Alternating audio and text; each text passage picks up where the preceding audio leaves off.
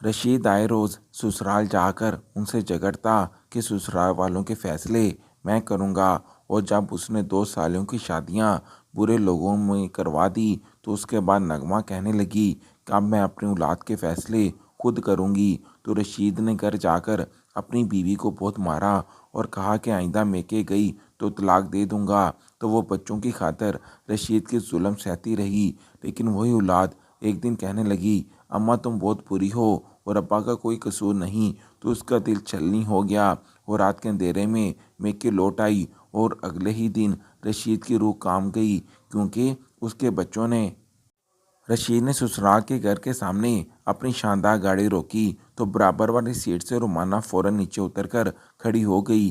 खिड़की में से झांकते हुए उसने अंदर बैठे रशीद से पूछा, क्या आप अंदर नहीं आएंगे? आपको पता तो है आज कितना अहम दिन है मेरे घर वालों के लिए।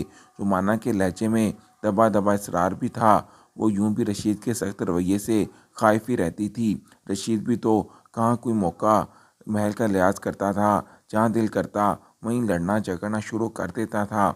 उसकी आंख फिकरत मासूम सी रुमाना पर हावी रहती थी। उस वक्त भी वो थोड़ा घबरा रही थी कि कहीं रशीद उसके अंदर चलने के इसरार पर गुस्सा ही ना हो जाए। मगर इसकी तवक्का के खिलाफ रशीद खुलकर मुस्कुरा दिया। मुस्कुराते हुए उसके पान में रंगे हुए रंगीन दांत नुमायां हो गए। अरे क्यों फिक्र करती हो बेगम, मैं अंदर नहीं आऊँगा तो और कौन आएगा? मैं जानता हूँ कि आज कितना ख़ास दिन है, ऐसे में बड़े दामाद की मौजूदगी ज़रूरी है। और वैसे भी मेरे अलावा और है ही कौन जो तुम्हारे घर वालों को अकल की बात बता सके। रशीद रोन से बोलता हुआ अपनी तरफ का दरवाज़ा खोल के नीचे उतरा और घर की जानब चल दिया। रुमाना ने भी इत्मीनान का सांस लेते हुए उसके पीछे पीछे अंदर दाखिल हो गई। जानती थी कि अगर आज वो अंदर ना गया तो घर जाते ही कितना बड़ा पतंगर बनाएगा। दरवाजे पर लगी बेल का बटन दबाते ही दरवाज़ा खुल गया। अंदर रुमाना की माँ नगमा खड़ी थी। उन्होंने नमाज के अंदाज में दुपट्टा लपेट रखा था। रुमाना को देखते ही उनके चेहरे पर इत्मीनान सा बिखर गया। मगर रशीद ने अपनी मोटी सी तोंद को खिंचाते हुए उनके सामने अपना सर झुकाया और बोला, क्या बात है ख्याला, दामाद को भी देख लो या सिर्फ बेटी पर ही प्यार आता है। रशीद के लहजे में हल्का सा तंज था। रुमाना की सादा लहमा घबरा सी गई। उसने फ़ौरन रुमाना से नज़रें हटाई और रशीद के सर पर प्यार से हाथ फेरा। अरे नहीं नहीं बेटा, तुम हो तो हमारी बेटी रुमाना है, तुम अंदर आओ, सब तुम्हारा इंतज़ार कर रहे हैं। नगमा बेगम ने इसरार किया तो रशीद मुस्कुरा दिया और घर के अंदर बढ़ गया। रोमाना भी खामोशी से घर के अंदर दाखिल हो गई। आज उसकी छोटी बहन के रिश्ते की बात होनी थी। लड़के वाले पहली मर्तबा उनके घर आ रहे थे। लड़का बहुत अच्छा था और ख़ानदान भी बहुत नेक था। रिश्ते कराने वाली के तवसत से जब इन्हें उस फैमिली का पता चला तो सब घर वाले ही तकरीबन राज़ी हो चुके थे। खुद रोमाना की छोटी बहन रानिया को भी लड़के की तस्वीर पसंद आई थी और उसकी अदात भी अच्छी थी। ऐसे में इनकार करने की तो कोई गुंजाइश नहीं थी। बस आज रस्मी तौर पर सब लोग इकट्ठे हो रहे थे। रशीद रुमाना के हमरा कमरे में पहुंचा तो लड़के के घर वाले वहां आ चुके थे। खुशगवार माहौल में बातें चल रही थी। सभी को लड़का बहुत पसंद आ रहा था। बस रिश्ता फाइनल होने ही वाला था कि अचानक नगमा बेगम की नज़र रशीद पर पड़ी। उसके चेहरे की रंगत स्याह पड़ रही थी और जाविये बिगड़े हुए थे। नगमा ठटक गई। इसे याद आया कि पिछली काफ़ी देर से रशीद ने अब तक एक लफ्ज़ भी नहीं बोला है। नगमा का दिल घबरा सा गया। उन्हें रशीद की फितरत का अंदाज़ा था। यकीनन उसके मिजाज के ख़िलाफ़ कोई बात हो गई थी, इसलिए वो इतना उखड़ा मिजाज बनकर बैठा हुआ था। रानिया चाय की ट्रे लेकर कमरे में आई। वो तो बेहद खुश लग रही थी। उसने टेबल पर सबके सामने चाय रखी और बारी बारी सबको उठा उठा कर देने लगी। जिस वक़्त वो चाय का कप लेकर रशीद के सामने पहुंची तो रशीद ने हाथ बढ़ाकर चाय का कप लिया और जानबूझकर चाय अपने कपड़ों पर गिरा ली और एक ज़ोरदार चीख मारता हुआ उठ खड़ा हुआ। अरे अरे, ये क्या किया? मेरे सारे कपड़ों पर चाय गिरा दी। किस कदर नालायक हो तुम। वैसे अच्छा ही है, इतने नालायक लड़के की शादी उस जैसे के साथ ही होनी चाहिए जो सामने बैठा है। शक्ल से किसी काम का तो नहीं लग रहा और ना ही उसके घर वाले देखने में शरीफ और नेक मालूम हो रहे हैं। मुझे तो समझ नहीं आ रहा कि आप लोगों को इन घटिया लोगों में नज़र क्या आ रहा है। खासकर इसकी अम्मा को देखो, ऐसे बड़े बड़े सोने के अवीज़े पहन रखे हैं जैसे 16 साल की दुशीज़ा हो। रशीद ने बात कहाँ से शुरू की और कहाँ ले जाकर पहुँचा दी। कपड़ों पर गिरी का तो किसी को होश ना रहा। सभी मुंह खोलकर उसकी बात सुन रहे थे। खासकर उसने लड़के की माँ के बारे में जो बात कही थी, उसने सबके चेहरे पर सुर्ख कर दिए। लड़का बेख्तियार अपनी जगह से उठ खड़ा हुआ। उससे अपनी माँ की बेइज्जती एक आंग ना बाई थी। लड़के की माँ भी शर्मिंदा होते हुए अपने सर पर दुपट्टा ठीक करते उठने लगी। उसने कानों में सोने के छोटे छोटे से अवीज़े पहन रखे थे, मगर वो इतने बड़े हरगिज़ ना थे कि रशीद बात का पतंगड़ बनाता। रशीद ने लड़के वालों के तमाम घर वालों को अच्छी तरह से बेइज्जत किया। वो शरीफ लोग थे। सुरख पड़ती रंगत के साथ नगमा से माजरत करते हुए घर से निकलते चले गए। रोमाना भी हथेलियां मसलती हुई खामोश खड़ी रह गई। रानिया ने खामोशी से कमरे से निकल जाने में ही आफियत समझी और अपने बहनोई की फितरत से अच्छी तरह वाकिफ थी। रशीद रिश्ते वालों को घर से निकाल कर अब खूब मुतमिन बैठा हुआ था। अच्छा भला रिश्ता सा हाथ से निकल गया। रशीद के ससुर ने दबे दबे लफ्ज़ों में कहा। इतना कहना था कि रशीद भड़क उठा। अरे कहाँ का अच्छा रिश्ता, ऐसे घटिया लोगों को तो मैं अच्छी तरह पहचानता हूँ। शरीफ घरों में रिश्ता करके उन्हें ज़लील ख्वार करते हैं। कल को जहेज़ की लिस्ट आपके सामने दे देते तो फिर आप क्या करते। आप फिक्र मत करें, मेरे पास बहुत अच्छा रिश्ता है अपनी रानिया के लिए। मैं कल ही उन लोगों को यहाँ बुला लेता हूँ। रशीद की बात पर सामने चौंक कर उसकी जानब देखा। अब नगमा को ज़रा ज़रा अंदाज़ा हो रहा था कि रशीद ने रिश्ते वालों को क्यों भगाया है। शायद वो अपनी मनपसंद जगह पर रानिया का रिश्ता करना चाहता है। रशीद मज़ीद कह रहा था कि आप लोग अजीब इंसान हैं, खुद ही देखभाल कर रिश्ता करने चले थे। मैं घर का बड़ा दामाद हूँ।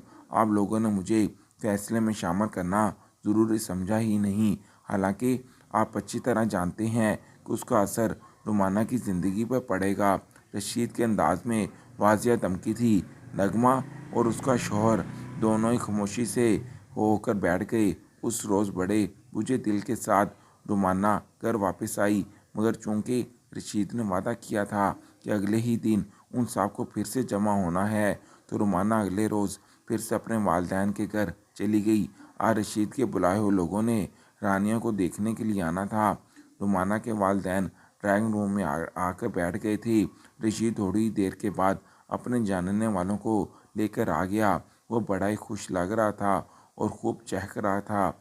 जब वह हंसता तो उसकी मोटी दूंद हिलने लगती थी। रिश्ते वाले कमरे के अंदर दाखिल हुए तो सामने ही सर उठाकर उनकी जानब देखा। रुमाना की माँ खामोश सी रह गई। आने वाले लोग किसी भी तरह से कल वाले लोगों के मुकाबले में बेहतर ना थे, मगर हैरत की बात तो ये थी कि उनके साथ दो लड़के थे। वो दोनों एक ही घराने के थे। नगमा ने खड़े होकर इन सब को इंतहाई एहतराम से कुर्सियों पर बिठा दिया। सब लोग बैठ गए। सिर्फ रशीद ही मुसलसल बोले जा रहा था और लड़के वालों की शान में ज़मीन और आसमान के कला बातें मिला रहा था, मगर लड़के वाले खामोश थे। उनका पूरा जोर खाने पीने की चीज़ों पर था। रानियाँ कुछ देर पहले चाय और समोसे और साथ में कुछ लवाजमात टेबल पर रख गई थी, मगर अब टेबल की हालत देखकर लगता था कि वहाँ जैसे खाने पीने की कोई चीज़ भी नहीं थी। अच्छी तरह खाने पीने की चीज़ों पर हाथ साफ करने के बाद लड़के वालों में से एक औरत ने बोलना शुरू किया। हाँ जी, तो मैं लड़के की माँ हूँ, बल्कि मैं तो अपने दोनों लड़कों के लिए आपकी दोनों बेटियों का रिश्ता लेने के लिए आई हूँ। रशीद साहब हमारे पुराने जानने वाले हैं। उन्होंने जब आपकी बेटियों की बात की तो मुझसे तो रहा ही नहीं गया कि मेरे इतने लायक फाइक और ख़ूबसूरत बेटों के लिए मैं आपकी बेटियों का रिश्ता मांग लूँ। अगर हम रशीद साहब के अपने हैं, उनके काम नहीं आएंगे तो किसके काम आएंगे। औरत की आवाज़ में गुरूर था, यूं जैसे वो रिश्ता मांगकर कोई एहसान कर रही हो। नगमा रुमाना की जानब देख कर रह गई, मगर रुमाना ने आंखों ही आंखों में माँ को इल्तिजा की कि वो खामोशी से रशीद के बोलने का इंतज़ार करे। अब इतना ही हुआ था कि अचानक रशीद बोल पड़ा, अरे भाई, सोच विचार किस चीज़ की है? मैं तो रिश्ता फाइनल कर दिया है। दोनों लड़के मेरे देखे वाले हैं और बहुत अच्छी फैमिलियों से हैं। मेरी दोनों सालियों का रिश्ता इन दोनों लड़कों के साथ में बड़ी खुशी के साथ तय करता हूँ। लीजिए, मिठाई खाइए। इतना कहते ही रशीद ने मेज़ पर से पड़ा हुआ मिठाई का डब्बा उठाया और ज़ोर ज़ोर से सबके मुंह में लड्डू ठूंसने लगा। एक लड्डू इसने अपने सास के मुंह में भी तकरीबन ठूंस दिया। सभी हैरान आंखों से ये सारा मंजर देख रहे थे। ना तो कोई छानबीन की गई थी और ना ही लड़के वो लड़की की मुलाकात करवाई गई थी। मगर रशीद ने बैठे बिठाए सब कुछ फाइनल कर दिया था। एक हड़बोंग सी मच गई थी जिसमें सबसे ज़्यादा शोर रशीद का था। और फिर लड़के वालों की फैमिली का। रोमाना और उसके घर वालों से खामोश से बैठे अपनी किस्मत को कोस रहे थे। जिस वक्त उन्होंने रोमाना की शादी रशीद से की थी, अनन फानन शादी की तारीख तय हो गई। मगर ये भी रोमाना के घर वालों के लिए एक मुसीबत ही थी। वो कोई भी काम रशीद की मर्ज़ी के बगैर नहीं कर सकते थे। चीज़ की हर चीज़ खरीदने से लेकर घर की सजावट और हाल की बुकिंग तक में हर चीज़ रशीद से पूछ कर की गई। जिस चीज़ में उसे शामिल ना किया जाता वो इस कदर लड़ाई डालता कि सब हैरान और परेशान रह जाते। जब उसकी मर्ज़ी और मंशा के मुताबिक हो गई तो रशीद पुरस्कून हो गया। उसने निकाह की तारीख भी अपनी मर्जी के हिसाब से दी। शादी की तैयारियों के बीच में ही शादी के दिन आन पहुंचे। कुछ काम हुए, कुछ रह गए, मगर नगमा ने किसी से कोई शिकायत ना की और रशीद का मजाज ख़राब नहीं करना चाहती थी। अपनी बेटी की मजबूरी उसे साफ दिखाई दे रही थी। बस वो दिल ही दिल में दुआ करती थी कि दोनों छोटी बेटियों का रिश्ता जहाँ रशीद ने किया है वो बहुत खुश रहें। मगर ये उनकी भूल थी। लड़के वाले सादा सी बारात लेकर आए। उनकी जानिब से बरी में सिर्फ दो दो जोड़े रखे गए। वलीमे की कोई तकरीब ना की गई थी, बल्कि शादी वाले जोड़े को ही दूसरे दिन पहना के उन्होंने वलीमे का नाम दे दिया। वलीमे के दिन के खाने के पैसे भी उन्होंने नगमा और उसके शौहर से लिए। ये सब कुछ हौसला अफजा तो नहीं था, मगर नगमा मजबूर थी। रफ्ता रफ्ता दिन गुजरने लगे। रुमाना भी शादी के बाद अपने घर चली गई और कुछ वक़्त के लिए हालात पुरस्कून हो गए। मगर ज़्यादा अरसा ना गुजरा था कि रानिया और छोटी साइमा रोते धोते घर वापस आ गई। उनके ससुराल वालों ने उन्हें घर से निकाल दिया था और कहा था कि घर से अपने हिस्से की जायदाद लेकर आओ। नगमा ने घर बेचकर दोनों दूसरी जगह राइश इख्तियार कर ली और बेटियों को इनके हिस्से के पैसे दे दिए ताकि वो अपने घर में बात रह सकें।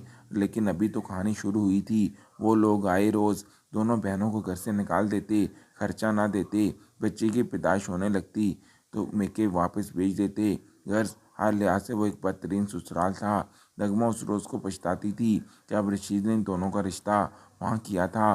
बेटियों के आंसू अब उससे देखे ना जाते थे। अब तक तो वो रशीद को बर्दाश्त करती आई थी, लेकिन ये रोज़ उसकी हिम्मत जवाब दे गई जब रशीद इनके सामने बैठा।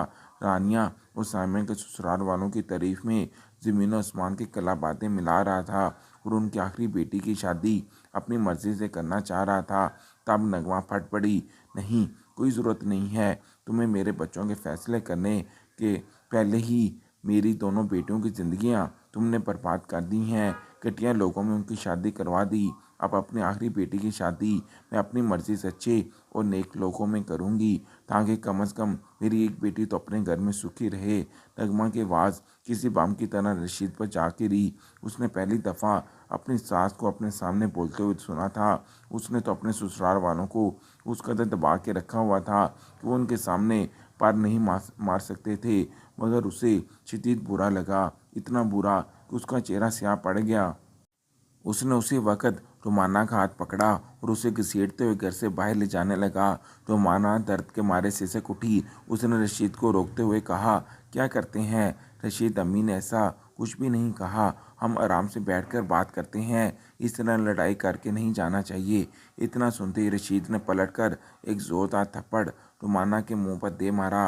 रोमाना ज़मीन पर नीचे जा गिरी और फटी पड़ी निगाहों से रशीद की जानब देखने लगी। उसने उसके साथ सब घर वालों के सामने किस कदर दीदा दलेरी से इस पर हाथ उठाया था।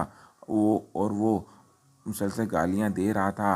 अगर तुम्हें यहाँ रहना है तो शौक से यहाँ रहो, लेकिन अगर अभी तुम मेरे साथ यहाँ से ना गई तो मैं तुम्हें तलाक दे दूँगा।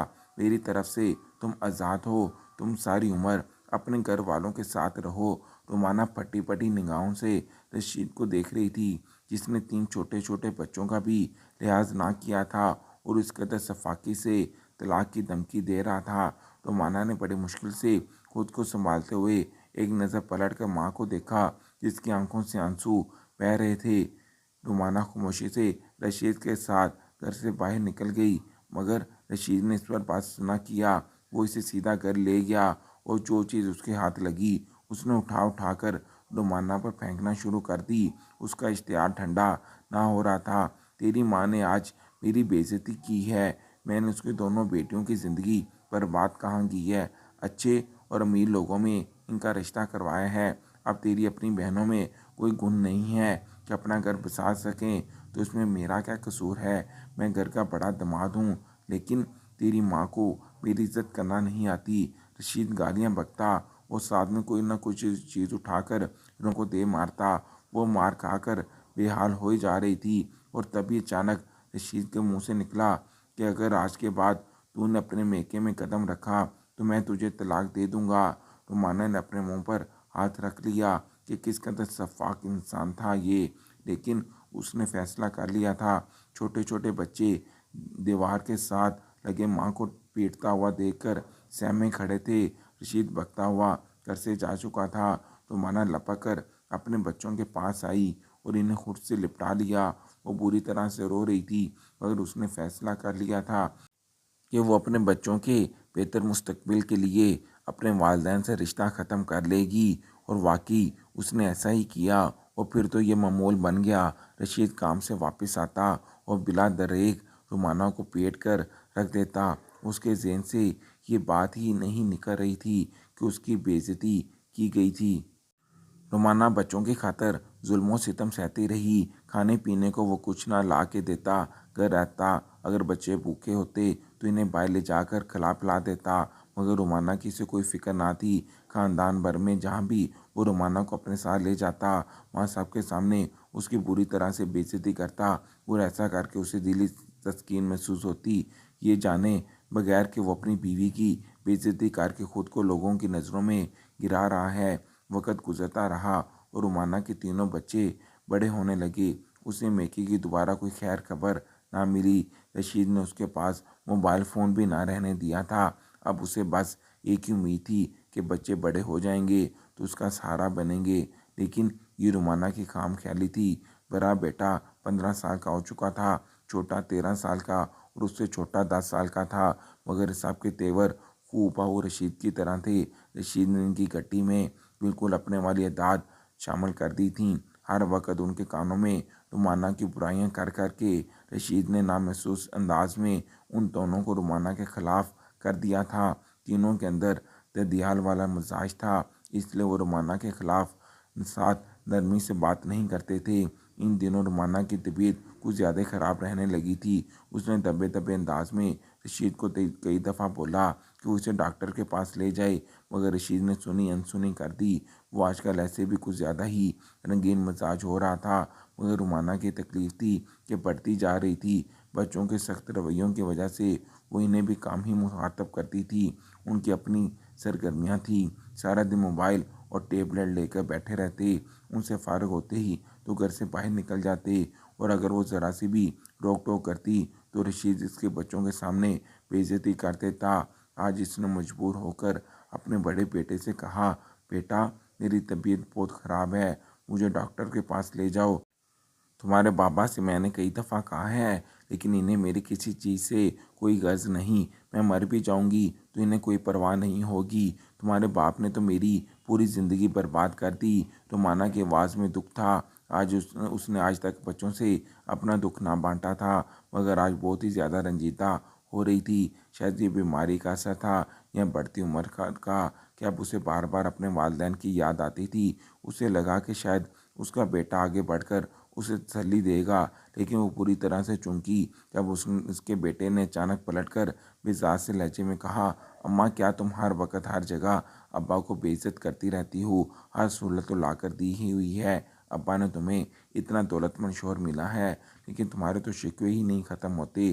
क्या है जो अब्बा कभी कभार आपको डांट लेते हैं, आप तो डंडोरा ही पीट लेती हैं। और ये कोई बीमारी बीमारी नहीं है आपको, आपने सिर्फ अब्बा को परेशान करने की कसम उठा रखी है। जवानी के तलीस पर खड़ा हुआ बेटा अपनी तरफ से बारोब बनते हुए माँ पर फ़लसफ़ा झाड़ रहा था। उसे कुछ अकल ना थी कि वो कह क्या रहा है, बस जो कुछ उसके कानों में अंडेला गया था वो अपने मुंह से उगल रहा था।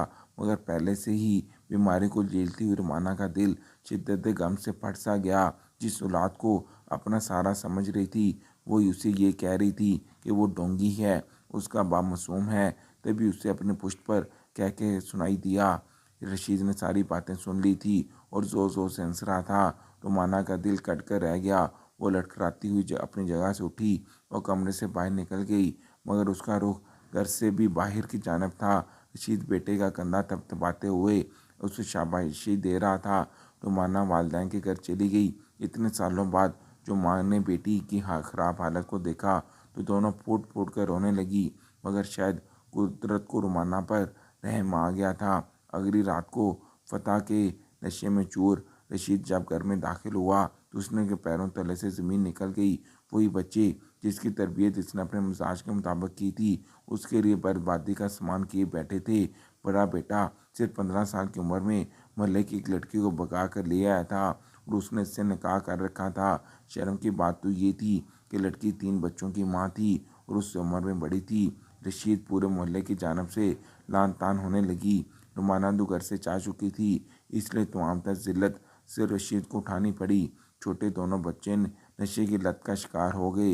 रशीद का हंसता बसता घर उजड़ गया। चंद ही हफ्तों में उसे अंदाज़ा हो गया कि रुमाना के वजूद की उसके घर में कैसी रहमत थी। जैसे उसने घर से बाहर कदम निकाला, उसकी करनियाँ उसके सामने आने लगी थी। औलाद तो बर्बाद हो ही चुकी थी, वह रशीद अपना बुढ़ापा बर्बाद नहीं करना चाहता था। वो सख्त शर्मिंदा था। उसने माफ़ी मांगने रुमाना के घर जा पहुंचा, मगर उसने देर कर दी थी। उसके पहुंचने से पहले ही बीमारी से लड़ते लड़ते रुमाना इंतकाल कर चुकी थी। पछतावे का शिकार रशीद रोते हुए वापस अपने घर को जा रहा था।